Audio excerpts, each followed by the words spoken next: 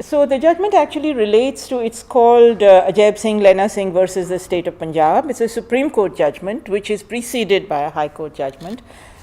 And what it does is it releases all the abducted women and saying they're at freedom to be released from all the homes and things. So in that sense, you might celebrate it. But on the other hand, many of those abducted women were children, minors. They had nowhere to go. Their families had abandoned them.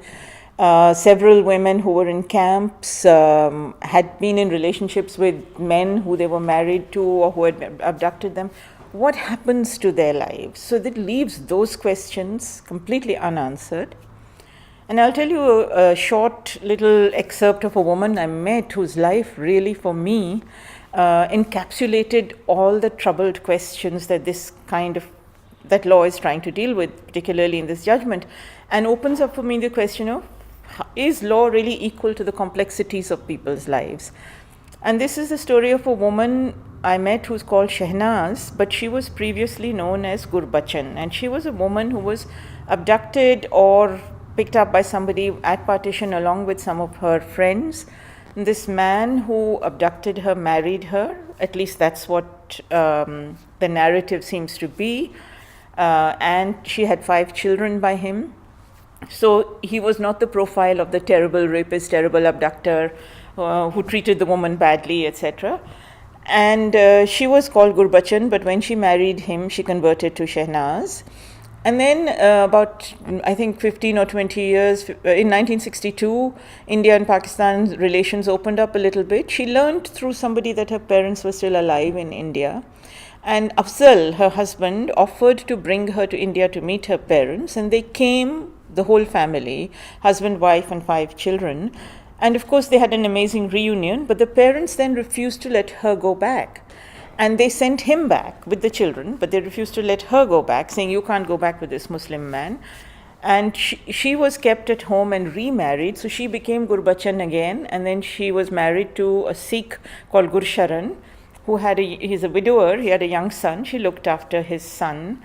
And meanwhile, her husband Afzal went back to Pakistan and remarried, and his wife looked after his children. And then various people died and everything, and Gurbachan's husband died, and she went to live with her son, her stepson, in America, who was by then a professor or something in the States. And he, when he found out about her earlier life, said to her, let's try to find your children, because she said she wouldn't sleep at night without counting the names of her children on her 5 fingers. That used to be, she said, मैं उनका नाम जपती थी अपनी 5 उंगलियों पे और तभी मुझे नींद आती थी.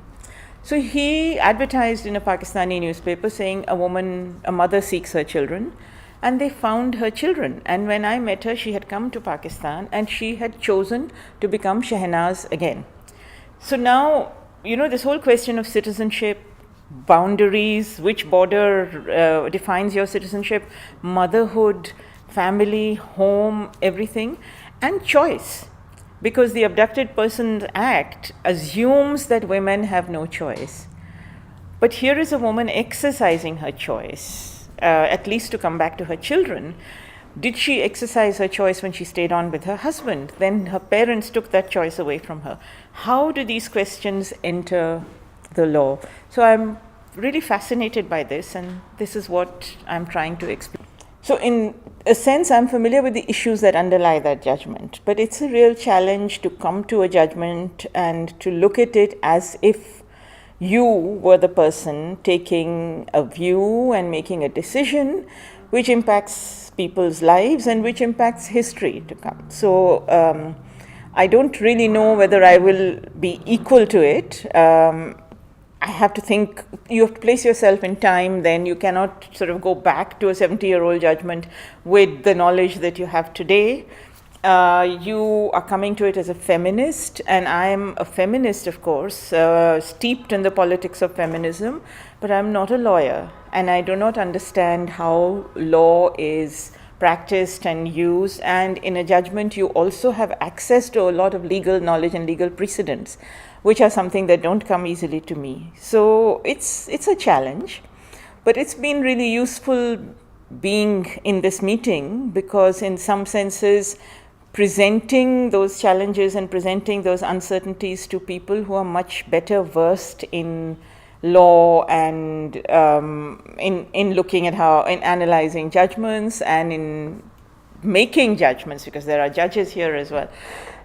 It's been really useful to me to understand how one can approach a subject like that. So now I am nervous, but I'm much more excited than I was earlier. Earlier, the nervousness was taking over, thinking this is a field I don't know.